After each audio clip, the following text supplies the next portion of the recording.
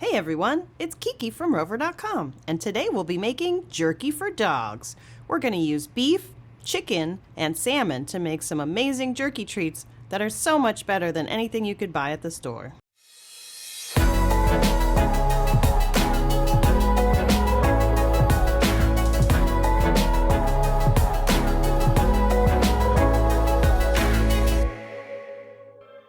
Since we want to avoid adding sugar or salt to a dog's diet, our marinade is going to be pretty simple, and it'll pair well with any lean cut of meat, or even sweet potato. The key to a successful jerky is to use the leanest cuts of meat you can find. For each type of meat we're using, go ahead and cut off as much of the extra fat as you can.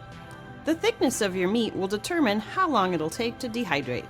For chewier treats, cut with the grain. For easier to eat treats, cut against the grain. I'm using 2 parts unsweetened pineapple juice to 1 part liquid aminos and 1 part apple cider vinegar. For the chicken, I went with thigh meat because they were on sale, but it's a fattier piece of meat. That means there's going to be more trimming involved.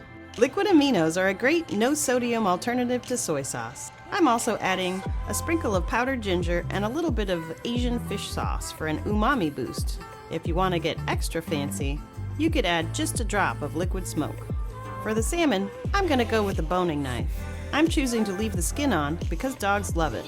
Since salmon is a fatty fish, you're going to want to store it in the refrigerator.